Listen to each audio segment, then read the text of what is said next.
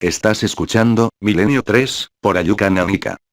Nuestra gente no tendría miedo de un simple lobo. La bestia es diferente. Huye de los hombres como si supiera que debe temerles, pero mata a mujeres y niños. ¿La ha visto alguna vez? No. Entonces, perdonen, pero ¿cómo saben que se trata de un solo animal? Por la descripción de los que han sobrevivido. La bestia es más grande que un lobo. Y dicen que no teme a las balas de los cazadores. Comprendo su escepticismo, Fronsac. Como usted, yo tampoco creo en dragones. Pero he hecho que redactaran una memoria de los crímenes de la bestia. Hice abrir un hospital para las víctimas de la bestia en un antiguo priorato. Es una mujer de Lorsia. Volvía de la feria cuando fue atacada por la bestia. Los hombres acudieron en su ayuda y la ahuyentaron. Pero todavía pudo arrancarle media cara.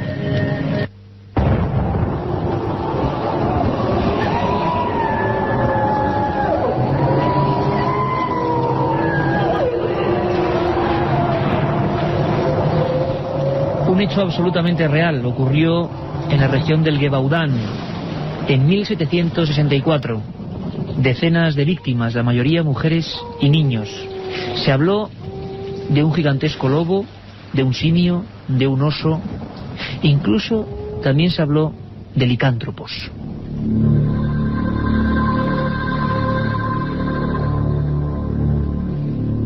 ...18 esto ya es Milenio 3, nuestro fondo habitual y la penumbra también característica de este programa, rodeados de un montón de amigos, de buena gente, de investigadores, de zoólogos, de periodistas, el equipo de guardia durante este verano, Katia Rocha, Carlos Barroso, Carmen Porter, buenas noches. Buenas noches, Iker. Vuestro amigo Iker Jiménez y el maestro en la nave del misterio, nuestro compañero José Antonio Hernández. Y es que hemos recibido un sinfín de comunicados, de mensajes, de sugerencias, en definitiva, a través de ese milenio3@cadenaser.com, a raíz de la última noticia. No sería en sí un programa, sino la noticia que dábamos de supuestos ataques de, pongamos comillas, el chupacabras en el norte de Chile.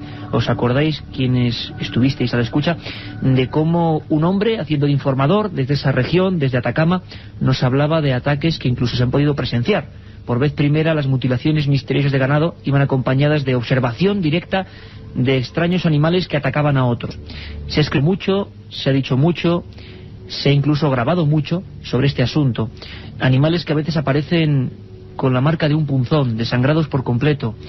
Animales que parece que no han realizado ningún tipo de maniobra para escapar. Incluso cabezas de ganado de importante peso que han caído a bloque. Los pastores, y me lo decían a mí ya hace no mucho, aseguraban que habían sido como hipnotizados. Y muchos más misterios dentro de este gran cajón desastre, como lo bautizamos, llamado chupacabras. Confluyen un montón de misterios, da la impresión, un montón de cosas.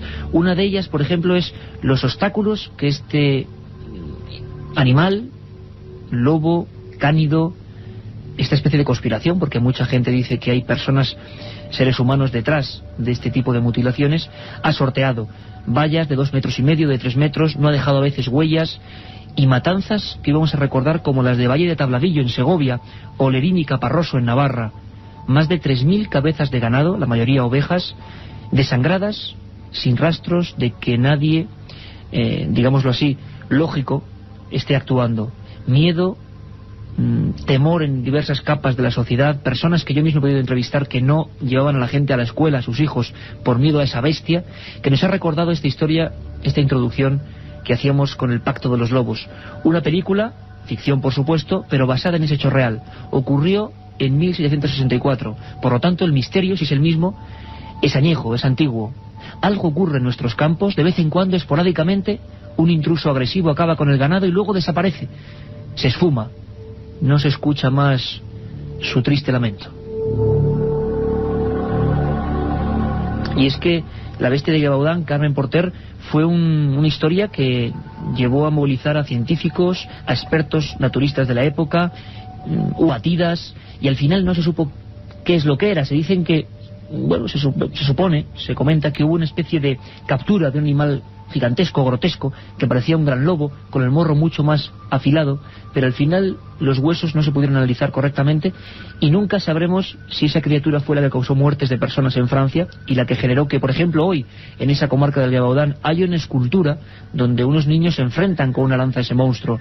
No supimos nunca nada de esta historia, ¿no? Como todas las que vamos a contar hoy, se cortaron en un punto concreto.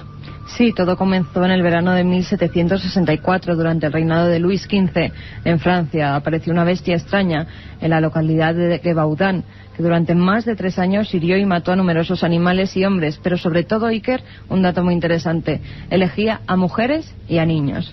Debido a la multitud de muertes que se estaban registrando, el caso llegó a ser asunto de Estado y la bestia se convirtió en un problema nacional.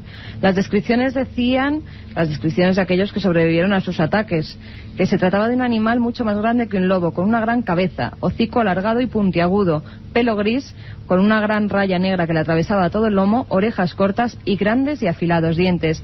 Además se ayudaba de unas enormes garras y una larga cola.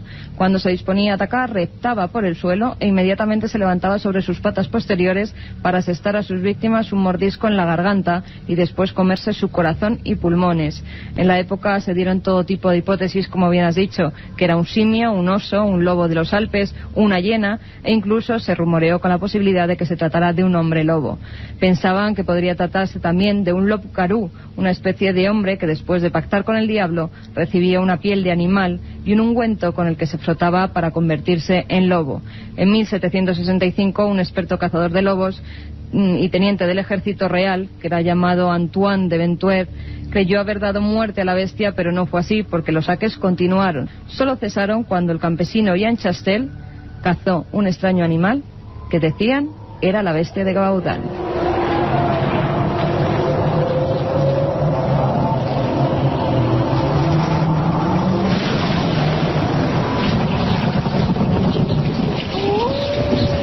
La otra realidad. Fenómenos extraños. Misterios sin resolver. Milenio 3. En la SER. Esa es la primera historia, quizá. Aunque seguro que si rascamos en eso que se llama el disco duro del tiempo encontraríamos mucho más. Y algunas seguro que nos llevan casi a la prehistoria. Pero lo cierto es que el hombre siempre ha temido esos bosques, esa nocturnidad. Y aún hoy, como vamos a ver, en pleno siglo XXI, se cuentan historias y sobre todo hay hechos concretos, físicos, investigados por nuestras fuerzas de seguridad que están indagando en asuntos como este. Matanzas de ganado, año 97, año 99, año 95, en este país y en Iberoamérica. Y vamos a tener las personas que han investigado también en el lugar de los hechos, lo hemos hecho todos los que aquí estamos, y vamos a exponer nuestros documentos para que, como siempre, seáis vosotros los que saquéis vuestra propia conclusión. Como siempre también digo, aquí nadie vende ninguna verdad. ¿Qué está pasando? Parece que hay muchas hipótesis y un auténtico misterio. Un misterio que hemos visto que os impacta, que os llega. La cantidad de mails ha sido sorprendente. ¿Queréis saber más? Y vamos a intentarlo. Quizá enlazamos con la semana pasada. En Chile, el fenómeno es ahora, es hoy prácticamente. Hace una semana empiezan a acudir diversos especialistas, canales de televisión de todo el mundo. Televisión Nacional Chile el domingo pasado hacía un programa especial. Están ocurriendo este tipo de fenómenos que parece que van rotando por el mundo. Miedo en los pastores, como decíamos, mutilaciones muy extrañas y por vez primera visiones de animales cuando menos insólitos. Recuperamos parte de la conversación que tuvimos con Jaime Ferrer, que en uno de esos chamizos de Atacama nos hacía de informador y nos contaba lo que estaba viendo sus convecinos.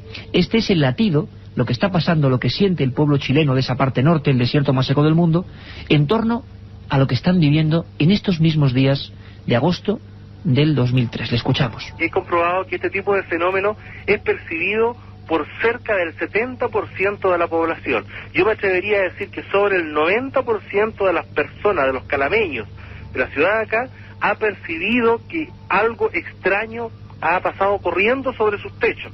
Las características no corresponden ni a un gato, ni a un perro, ni a una persona. Se producen sensaciones o percepciones muy especiales, una sensación de miedo muy extraña, una sensación de frío, una sensación de que algo o alguien lo está observando. Hay un temor, pero la gente, por miedo al ridículo, prefiere guardar silencio. Acabo de escuchar en Televisión Nacional de Chile un reportaje recién, hace como una hora solamente, de nuevos ataques en el sector sur de Chile.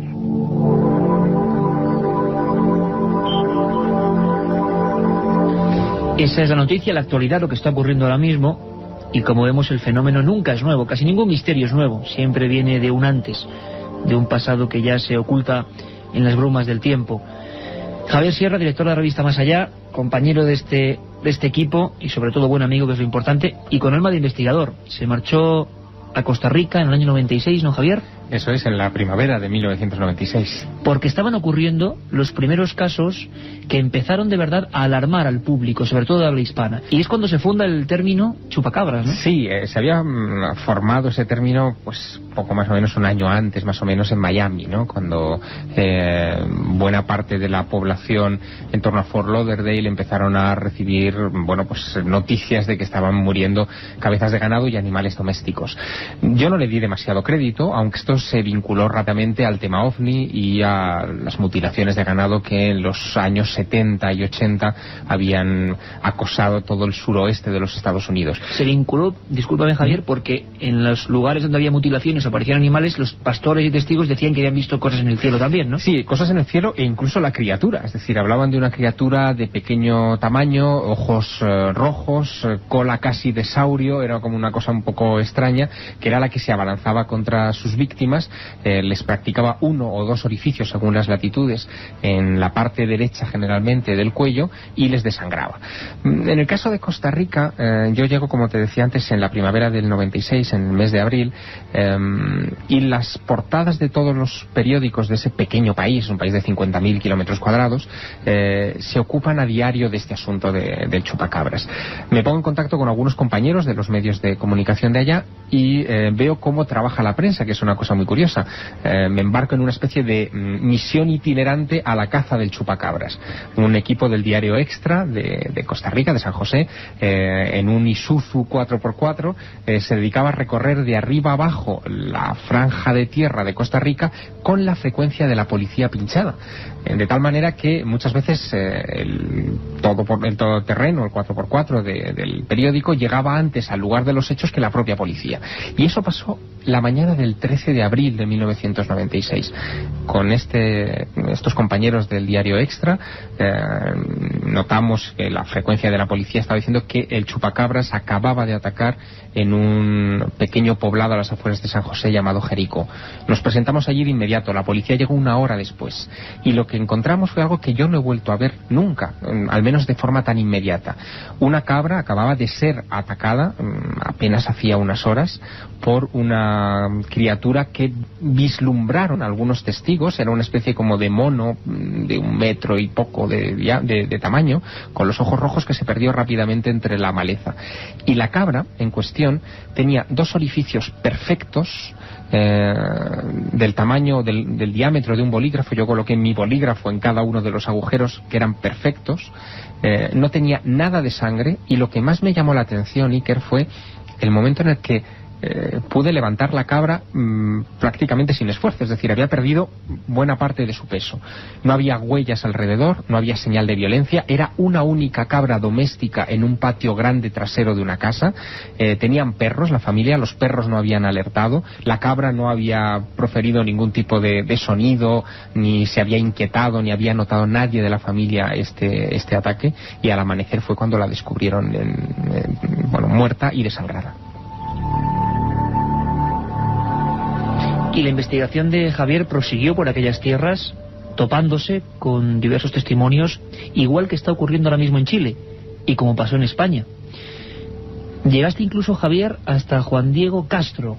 Sí, el ministro de Seguridad de Costa Rica. Bueno, hablé con el ministro de Seguridad, con la gente de la Oficina de Investigación Judicial, que es una especie de FBI costarricense, pero el ministro de Seguridad en aquellas fechas estaba empezando a tomar conciencia de lo que en las siguientes semanas se convertiría en un problema nacional.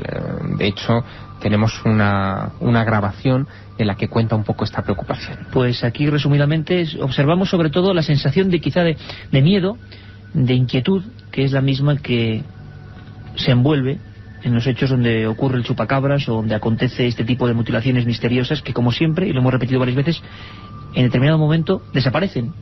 Simplemente se deja de informar, deja de haber animales muertos en los campos. Escuchad, por lo tanto, a Juan Diego Castro, ministro de Seguridad de Costa Rica, hablando con Javier Sierra y mostrando su sincera preocupación. Le puedo asegurar que de repetirse un caso de estos, nosotros vamos a intervenir para que quizá no solo la policía judicial, porque bueno, habría que ver si eso es un delito o no es un delito, sino que las autoridades científicas, las universidades, el Ministerio de Agricultura, el Colegio de Veterinarios, la Escuela de Veterinaria de la Universidad Nacional. A mí me extraña mucho que no haya intervenido la Escuela de Veterinaria, que no haya intervenido el Ministerio de Agricultura en todo el problema. Ahora sí estamos en una hora capicúa, 22:22. Todo el equipo, el maestro Hernández en la técnica y, bueno, sumergiéndonos en una esfera que es la del chupacabras, la de las mutilaciones de ganado, y como veremos tiene muchas directrices y probablemente muchas caretas, muchas máscaras. La verdad es que tenemos a un compañero que ha estado varias veces con nosotros, que últimamente, con la pasión que ha desatado por África, ha recibido un montón de mails a ese, Carmen, me olvido siempre, Milenio 3. Milenio 3 con número @cadenaser.com. Milenio 3 @cadenaser.com. La verdad es que ha habido un montón de comunicaciones, Fernando González Siches, sobre animales extraños, sobre qué puede haber detrás de estos ataques y sobre todo a raíz de las últimas informaciones que nos trajo Carmen y Jaime Ferrer desde Atacama. Como zoólogo, sé que eres un apasionado de la aventura también, de los animales misteriosos que están ahí al margen de lo descubierto. Escuchabas muy atentamente a Javier. Yo no sé si se puede hacer un primer diagnóstico, ¿no?, de qué puede estar detrás de este tipo de ataques, si puede haber algún tipo de simio concreto, de animal, de murciélago, como decían que había en México en un momento dado que hiciese este tipo de ataques, haciendo una catch sobre los diferentes tipos de animales que pudieran ser sospechosos. Nos encontramos con muchos, con pocos, se reduce el espectro. Pues yo creo que de los ataques que bueno, antes que nada, ¿cómo estás? Muy buenas, Carmen, y muy buenas, Iker. Pero yo creo que en el chupacabras se ha metido, como bien decías el último día, es un cajón desastre enorme y se han metido muchos casos muy diferentes.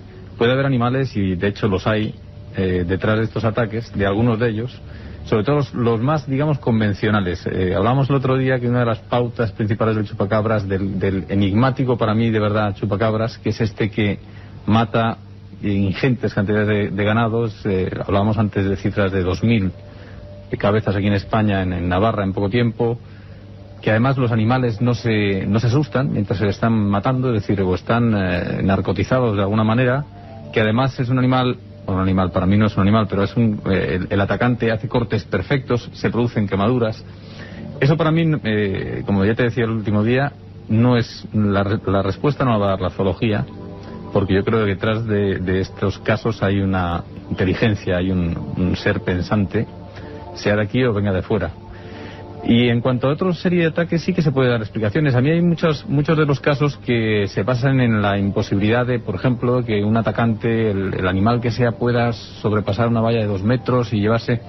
Cuando se oyen tú ves los escritos antiguos de los cazadores blancos en el África ecuatorial y en el África del Este, te describían perfectamente cómo estaban asombrados de ver un león. Un león es un animal bastante pesado, es un animal de 300 kilos más o menos, que cogía, mataba una vaca por la noche, saltaba la valla de 3 metros que ponían de espinos, mataba a la vaca y con la vaca en las fauces volvía a saltar los de 3 metros y se lo llevaba.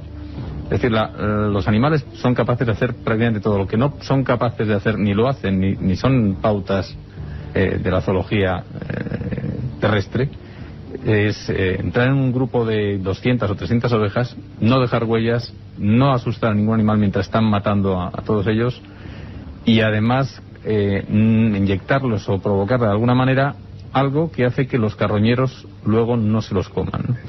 Y entre los animales que bien decías, que entre los casos que puede haber un animal detrás, desde luego para mí hay algunos que son desconocidos. Este caso de Atacama, que hay testigos y que dicen cómo un grupo ha atacado al ganado, puede ser un animal nuevo detrás. Yo he estado en el desierto de Atacama y te puedo asegurar que es un terreno muy, muy, muy árido, muy hostil.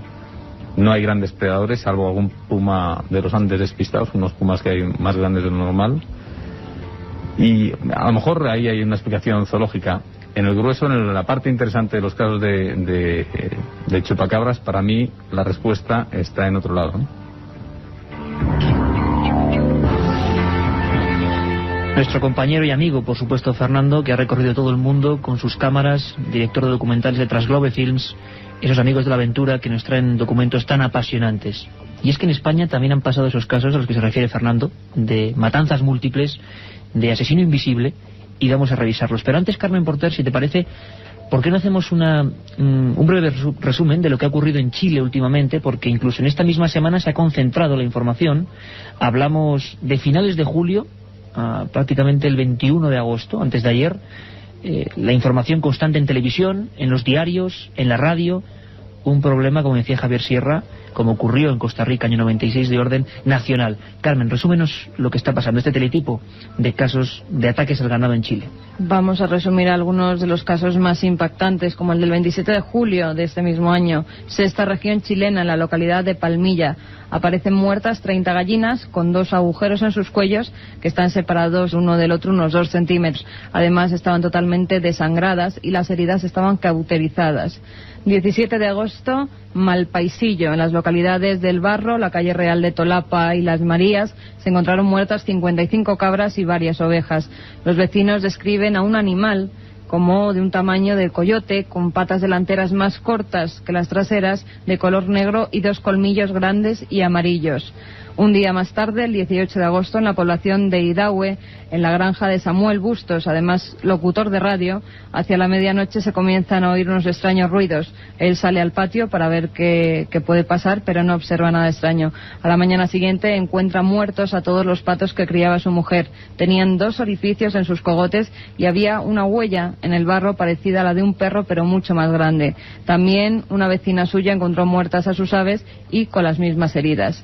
Esteban Hidalgo, un vecino de la localidad, asegura que vio a una criatura negra de 1 metro de alto que estaba agazapada entre las matas, y otros vecinos dicen ver una extraña ave parecida a un murciélago pero muchísimo más grande.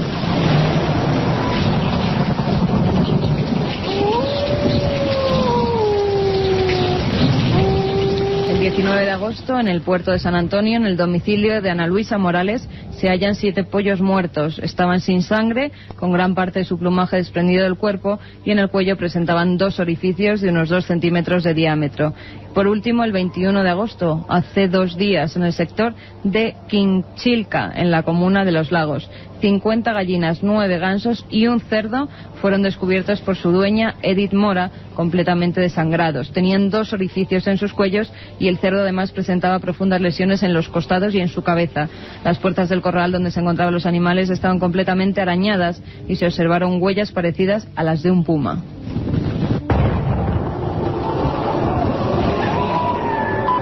Un modus operandi cuando menos curioso. Así ocurrió en España, y vamos a escuchar documentos que nunca se han emitido en radio de los pastores, de su temor. Si os parece, Javier y Fernando, los escuchamos rápidamente porque nos van a hacer la biografía de lo que pasó allí, lo que ocurrió, lo que vivieron, lo que sintieron, batidas, escopetas, y luego opinamos, si queréis, sobre qué ocurrió concretamente en Valle de Tabladillo, Segovia. Un total de más de 1.500 cabezas de ganado solo en esa región, en apenas 2 días. Vamos a escuchar primero, si os parece, a Rufino Martín. Rufino Martín, pastor, el número, si no nos falla, son 324 ovejas. Pero antes una advertencia. Tomás Poza, otro pastor que se encargaba en ese momento del rebaño, las encierra en un pretil. Esas más de 300 ovejas, cae la noche, en apenas 1 hora, un agresor desconocido y esporádico entra, las mata a todas, algunas con un solo punzón, sin sangre, y ninguna de ellas, a pesar de que la puerta se abre, huye. Yo recuerdo la descripción de los pastores, y es que habían caído, como decimos, a bloque, sin signos de pelea, de simplemente hacer frente a ese misterioso lobo, entre comillas, que las había hipnotizado. Escuchamos por vez primera a Rufino, que se encontró así a su rebaño. Para sangrarlas, estaban ahí los tornillos en el cuello, para sangrarlas. Te dicen que es lo que más le gusta la sangre, y casi todas las que estaban muertas, no, casi todas no, había por lo menos 15 o 20 que estaban sangradas así del cuello, sin sangre, esas las chupa la sangre y van por otra, hasta que se cansan, ¿no? Hasta que se cansan, claro, decía el bueno de Rufino, al que el chupacabras, o sea lo que sea, le hizo una gran faena. Amós Fresnillo era otro de los hombres que estaba allí con nosotros viendo las ovejas muertas, un espectáculo increíble al que no se acercaba ningún carroñero. Lo escuchamos rápidamente Amos hablaba de un solo punzón. La mayoría tenían un solo colmillo. Incluso la Guardia Civil, que investigó los hechos ante las pertinentes denuncias, hablaban de un animal, de un cánido con un solo colmillo, que hubiera actuado de esta forma, a modo de vampiro. Escuchamos a Amos Fresnillo. Pues las marcas, concretamente, es como una especie de punzón que lo meten en el cuello, se la sangran, se beben la sangre y así mueren. Entonces, pero aquí también lo que se ha visto es que se han comido una abajo, en otro sitio también se han comido algunas, pero sobre todo las marcas te las dejan ahí. También se ha denunciado a través de la Guardia Civil y aquí pues no viene nadie ni a apoyar ni nada. La otra realidad. Milenio 3. En la cadena SER.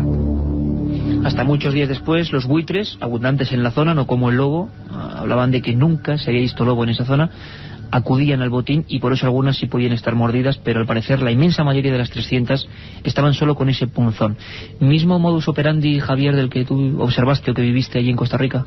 Pues prácticamente sí. De hecho, una de las hipótesis que se barajaron en Costa Rica en aquella época, que podía ser algún tipo de lobo o incluso de un vampiro, se llegó a hablar en aquella época, eran prácticamente las mismas hipótesis que se barajaron en España unos meses después, porque lo de Costa Rica ocurría en abril, en la primavera del 96, y en España comienza a desatarse este fenómeno, sobre todo en el norte, entre Vizcaya, Burgos y Navarra, a partir del verano de ese año, ¿no?, del 96.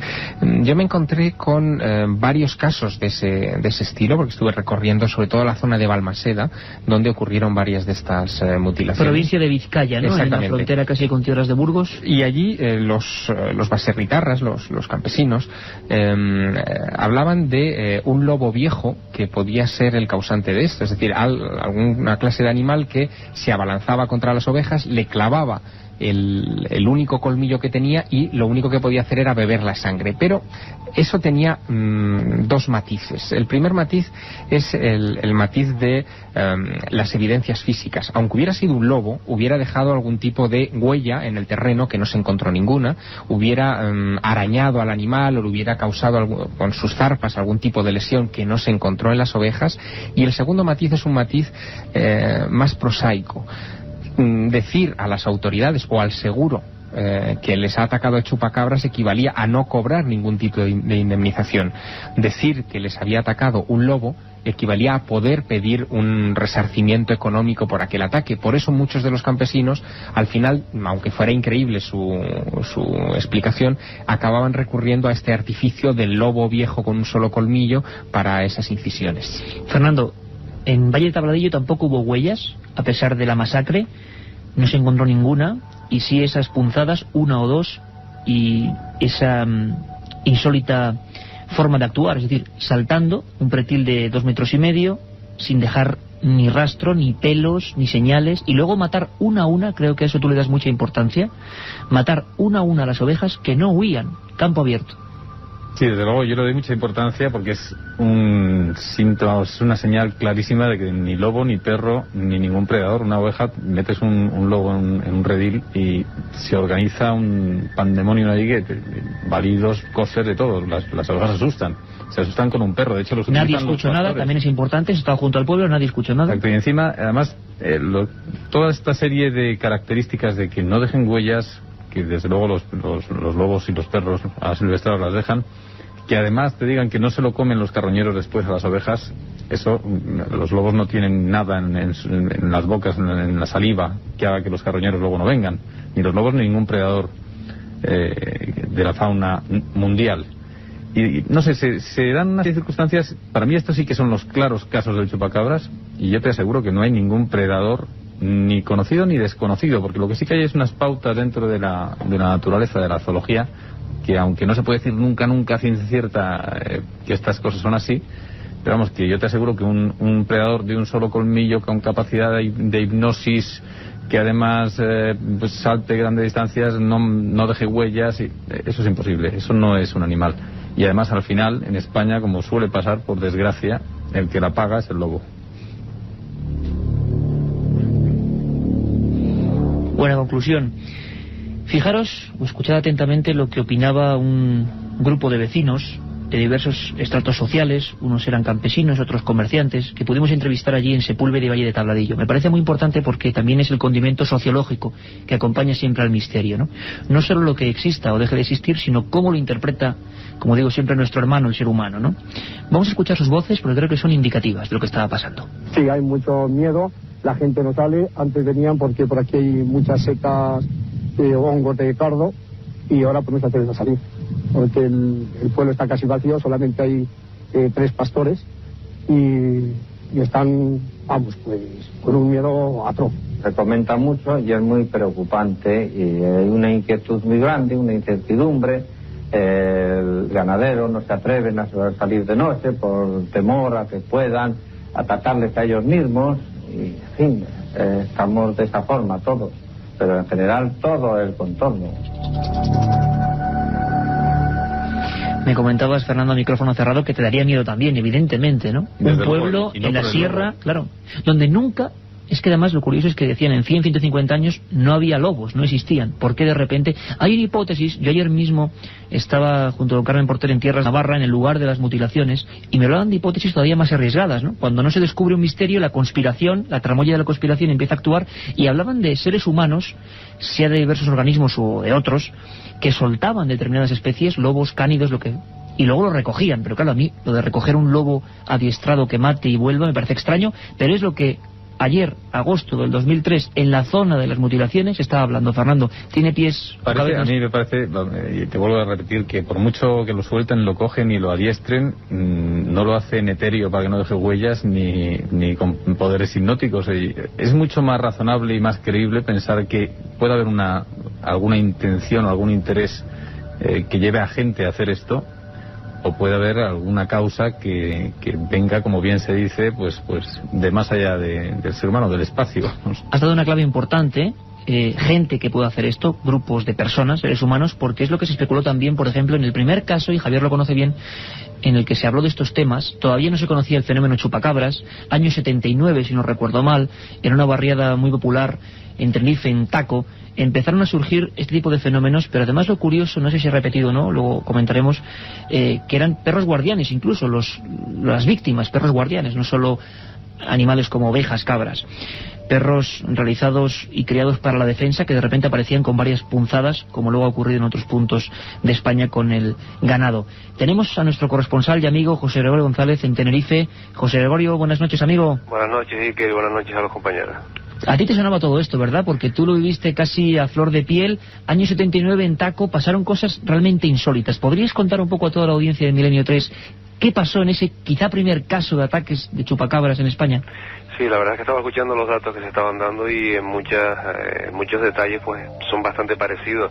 Bueno, los hechos de Taco comienzan o arrancan el 29 de abril del año 1979, un domingo, cuando el guardián de una fábrica de este barrio de Santa Cruz pues descubre que uno de los 2 pastores alemanes, de los fieros pastores alemanes que tiene de vigilante, pues está muerto, presenta 2 orificios, está totalmente desangrado, e incluso posteriormente se comprobaría que le habían sido extraídas varias vísceras.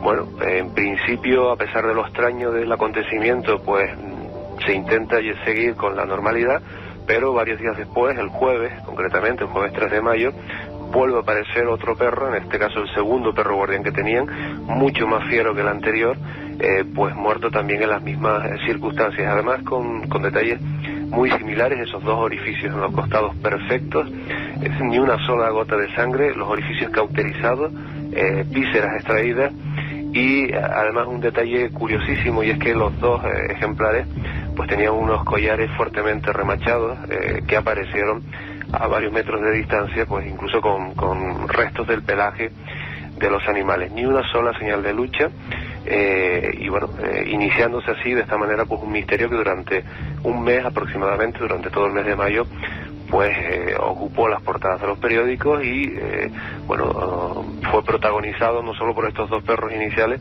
sino por decenas de cabras, de animales de corral, incluso un cerdo apareció en la zona de Guamasa, también con varios orificios, varias vísceras extraídas, y un detalle muy curioso de los ojos se le había extraído incluso la parte blanda. Bueno, fueron hechos que la policía investigó hasta donde podía con los medios de entonces, y bueno, evidentemente se aventuraron todo tipo de hipótesis explicativas como las que se han estado dando, ¿no? José Gregorio, es cierto que en esa época en Canarias estaba viviendo uno de los momentos más álgidos de la actividad OVNI de su historia. Sí, efectivamente. ¿Se estableció una relación en aquella época? Se estableció, de alguna forma era lógico que se estableciese, porque bueno, todo lo que ocurriese que se saliese un poco de lo común se estaba vinculando a las muertes de animales en Taco, pero sí que existía una relación constatada, bueno, podemos utilizar el término estadístico incluso, por parte de la policía, que bueno, que se había dado cuenta que precisamente en las inmediaciones de Taco habían sido observados ovnis en los días en los que se estaban dando las mutilaciones, es decir, de forma simultánea, e incluso pues en aquel momento se hicieron consultas a personajes como Jiménez del Oso, que se encontraban por aquí por Tenerife en aquel momento, además en petit comité, es decir, consultas reservadas y extraoficiales, porque se había detectado esa conexión, y además se suministraron otro tipo de detalles, ¿no? Por ejemplo, los orificios tenían una perfección absoluta. Los veterinarios estimaron que a medida que se iba perforando, se iba cauterizando para evitar que saliese sangre.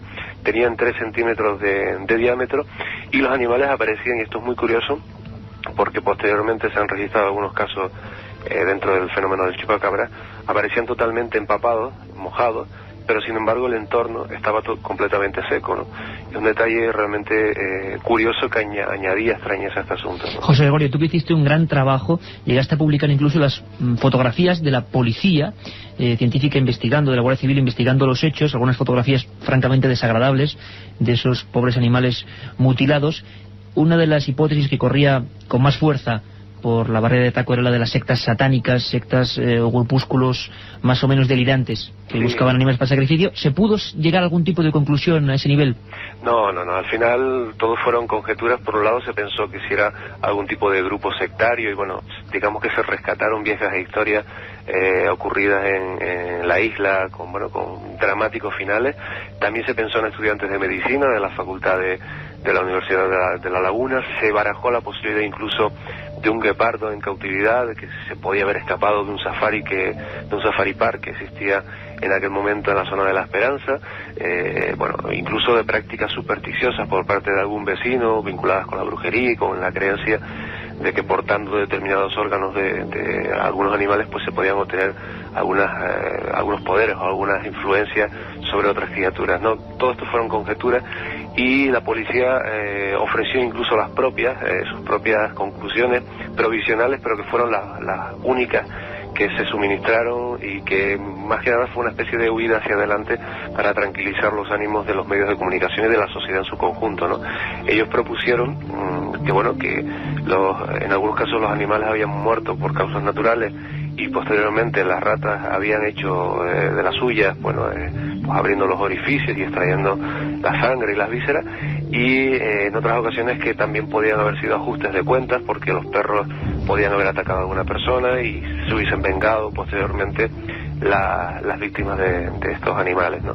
La verdad es que eran absolutamente descabelladas y provocaron cierto tono irónico en los propios periodistas, pero hay que tener en cuenta que también era una época muy cercana, ¿no?, a la transición, y no se cuestionaban demasiado las declaraciones que pudiese hacer la policía o cualquier cuerpo de... Lógicamente.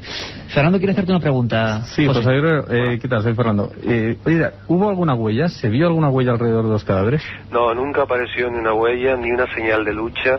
No, evidentemente tú te estaba escuchando antes lo del poder hipnótico en los nuevos casos ocurridos recientemente. Pues esto fue algo que también se destacó por parte de los propietarios, en este caso de los perros, que fueron las primeras víctimas y que evidentemente eran los animales más fieros, pero también en otros casos, ¿no? Hay algunos no llegaron ni siquiera a trascender. Hay uno singular y muy anecdótico, muy simpático, dentro del drama evidentemente que supuso para el propietario, de un macho cabrío muy apreciado por el cabrero, por el propietario, y que ante el temor de que se viese afectado por esas muertes, pues decidió pasar la noche prácticamente a unos metros de donde se encontraba el animal, que al día siguiente apareció muerto, con los orificios perfectamente trazados en su cuerpo, con las vísceras extraídas y sin una sola gota de sangre. Por lo tanto, bueno, evidentemente yo creo que fuese lo que provocaba este fenómeno, ejercía algún tipo de influencia que inmovilizaba o bueno, no sé, paralizaba, ¿no? Impedía que se defendiesen estos animales, ¿no? Año 79, Taco, el mismo misterio, lo estamos viendo, el mismo cajón desastre, donde parece que convergen 1001 teorías. José Gregorio, pues gracias por esa información. Hemos acudido a la casi prehistoria del fenómeno chupacabras. Hace pues casi 25 años alguien merodeó por esa zona popular de Taco. Un abrazo muy fuerte, compañero. Un abrazo, buenas noches. Y es que muchas veces, y lo sabéis mejor que nadie, claro, el ser humano se encuentra un poco indefenso y teoriza. Lógicamente en Gévaudan, cuando empezábamos el programa, hablábamos de esa bestia, había múltiples ideas para intentar catalogarla. Una de ellas era el poder maléfico, hablábamos de hombres lobos, loup-garou. Se hablaba también del diablo, de seres negativos. Yo me he quedado muy sorprendido investigando estos hechos porque he visto y he comprobado que el ser humano sigue pensando a veces lo mismo. Animales, lobos fantasmales que se cruzan en los caminos, ganado que de repente desaparece como absorbido por el aire. Hay mucha mitología, mucha quizá realidad en nuestros campos, en España, siglo XX y siglo XXI, y vamos a intentar indagar un poco en ella. Escuchad esta introducción. La bestia es grosa como una vaca. Del tamaño de una vaca. He visto el plan de loops. La bestia no era pas un loop. Había laguna. Jax ha visto muchos lobos. Y dice que el animal que les atacó no era un lobo. Tenía el morro alargado, dientes como cuchillos.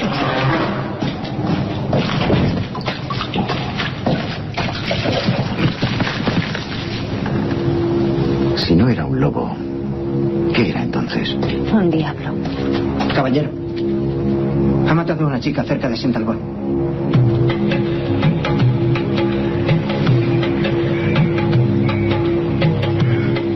El diablo, eso creían que era la bestia de Gévaudan. Y en algunas regiones españolas, si no el diablo, sí entes sobrenaturales, que desde luego no son bien recibidos. Ayer mismo, ¿verdad, Carmen?, en Falces, en la Ribera Navarra, recuperábamos una de esas historias del perro negro o el perro fantasmal. ¿Por qué hilamos con este tema? Porque solo se aparece en el lugar donde precisamente han ocurrido las matanzas de Lerín, Caparroso, en la frontera con el municipio de Falces. Hablamos en dos ataques muy concretos, año 89 y 99, de más de 2000 cabezas de ganado, con este modus operandi que nos han estado contando tanto José Gregorio como Javier. Fijaros qué curioso, y me gustaría saber vuestra opinión. Yo sabía que entre los cazadores, entre los pastores, los que han sido afectados por esta historia del chupacabras, existían extrañas leyendas, pero leyendas con nombres y apellidos. Es decir, no mitos que se pierden en la bruma, sino que tienen personas responsables vivas que dicen, esto lo he visto yo. Ayer mismo, hace apenas 24 horas, grabamos este documento. Francisco Jiménez y otros cazadores se habían encontrado en el lugar de las mutilaciones y no otro, desde los años 30, con lo que llaman el perro negro. Un perro que aparece de vez en cuando, que cruza misteriosamente a cámara lenta. Es muy curiosa esta definición y luego Javier nos explicará por qué. A cámara lenta, como si el tiempo no transcurriese, se planta delante de los cazadores y los mira con unos ojos rojos. Pura mitología, pura esencia ancestral de la Navarra profunda. No lo sabemos, pero ocurría en el mismo lugar donde aparecieron esas 1500 ovejas muertas. Escuchamos ayer mismo a uno de esos cazadores, a Francisco. Se me cruzó el perro y la verdad es que yo no sospeché nada de nada, pero luego aquí en el pueblo, comentando pues con otro que es familia mía, me dice, me cago en la madre, no se te ocurre ese perro. Y dije, joder, yo quería haber parado para cogerlo, pues si era de caza, que no sé, era un perro un poco y tal, y no se te ocurra de parar, porque ese perro ya me va saliendo a mí varias veces y cada vez se hace mayor, parecía él así, y yo así lo dejé y bueno, pues continué mi viaje, vamos, de esto y nada, pero a los pocos días, como yo tenía que ir otra vez para venir, resulta que lo volvió a salir otra vez del perro, en el mismo sitio justo, en el más o menos, o sea, 50 metros arriba, 50 metros abajo, y me cruzó otra vez por delante.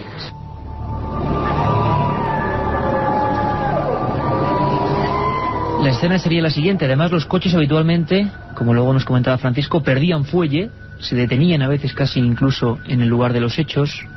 Ricardo, otros cazadores nos hablaban del miedo absoluto. Incluso este Ricardo, ¿verdad, Carmen? Persona ya difunta, hablaba, en palabras de mi abuelo y de los que le recordaban, como para él, esto es cuestión de creencias, era algo diabólico, algo extraño. Y justo en ese punto, entre Falces y Lerín, habían aparecido las cabezas de ganado. Tiempo que se ralentiza. Un coche, quizá a esta misma hora, en la noche, carretera Falces-Lerín, kilómetro 13, y ese perro que aparece, que no se parece a ninguno, que tiene ojos casi reflectantes y que provoca esa inquietud en gente que conoce perfectamente el mundo de los perros. Tiempo que se detiene. Otra cosa importante, Javier, ¿sabes por dónde voy? Sonido que desaparece. El campo se convertía en una burbuja. Misterios que pasan, ¿no? Y que ocurren. Y que tiene un nombre. Los investigadores llaman desde hace muchos años a este tipo de situaciones que se producen en lugares muy concretos, siempre suelen ser las mismas zonas geográficas, zonas ventana. Zonas ventana quiere decir ese tipo de enclaves en los que se producen muchas cosas anómalas a la vez en periodos de tiempo muy intensos. Pueden ser apariciones de animales extraños, generalmente, y vuelvo a insistir en ese pequeño detalle que hablábamos con respecto a Costa Rica, con los ojos rojos, que es una constante universal, este tipo de criaturas con ojos rojos. Apariciones de ovnis, coincidiendo con mutilaciones de ganado, como en el caso de Taco, gente que sufre mareos o extrañas sensaciones de vómito o de malestar en esa zona en concreto durante meses, y después la gente puede pasear normalmente cuando ha pasado un cierto tiempo. Son zonas ventana, o sea, lugares donde se concentran este tipo de anomalías. Fernando, ¿sería normal la actitud de ese perro, si es un perro de carne y hueso, que se cruzase durante tantos años? O sea, un perro que alcanzaría 60, 70 años, creo que es una aberración zoológica, ¿no? No me digas nada más. Y siempre cruzándose en el mismo camino y como advirtiendo. Este hombre, Ricardo, decía que, claro, daba mucho miedo. Hablábamos o escuchábamos ese corto de La bestia de Abodón es el diablo, algo maligno, pero que tampoco, si quería hacer daño, lo hubiera hecho, ¿no? Siempre en el mismo lugar, casi como dicen que hacen los espectros o fantasmas, de existir estos, ¿no? Recorrer siempre un mismo camino.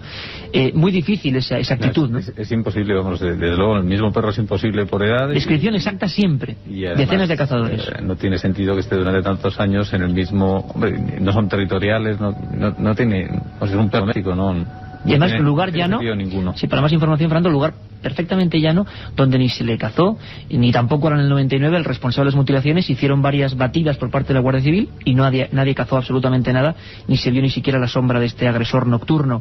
Pero todavía hay cosas más extrañas con el ganado, con los supuestos lobos o agresores, como decimos.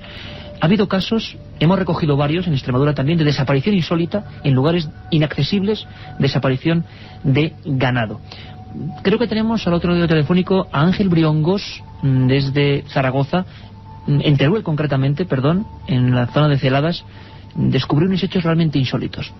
Ángel, buenas noches. Hola, buenas noches, Iker. Ángel, ¿qué pasó exactamente en Celadas en 1996? Uno de los casos más raros que seguro tú te has encontrado nunca, ¿no? Pues sí, conjuntamente con otro ocurrido en el 2000 en otro lugar, pues es uno de los más extraños, ¿no? Porque en Celadas desaparecieron en cuestión de 8 horas aproximadamente, desde la 1:30 de la tarde hasta las 9 de la noche, que habían dejado una paridera con un montón de ovejas, pues desaparecieron unas 163 ovejas, de las 700 aproximadamente que había allí. Pues se piensa complicar la historia cuando se interpone una denuncia ante la Guardia Civil, lógicamente, porque aquello no es normal. Los pastores llegan allí, ven que realmente el tumulto de ovejas, pues aquí falta algo. El perro que las acompañaba, llamado Caparra, curiosamente tampoco estaba, y que volvió a las 2 horas de haber llegado a las 9 de la noche aproximadamente los pastores, y entonces se encontraron con que el perro venía sin esas ovejas que ya habían detectado que faltaban allí, ¿no?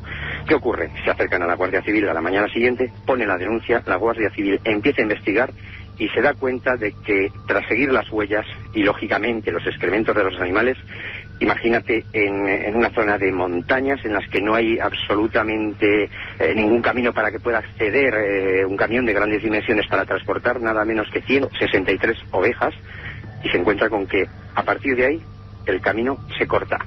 Nada más, la carretera más cercana a 4 kilómetros de distancia, carretera asfaltada, y el camino empedrado con baches impresionantes en los que apenas puede pasar un vehículo a 6 kilómetros de la paridera donde habían desaparecido las ovejas. Ángel, ¿y os quedáis sorprendidos? Sois de los primeros en acudir, los primeros como informadores, como investigadores del asunto, pero lo curioso es que no hay ninguna huella, digamos, de seres humanos cerca, suponiendo que personas hubiesen hecho alguna especie de tropelía, y tampoco de rodadas, ¿no?, de vehículos. Nada, Iker, absolutamente nada. Estamos hablando de que 163 ovejas pues deben pesar bastantes toneladas.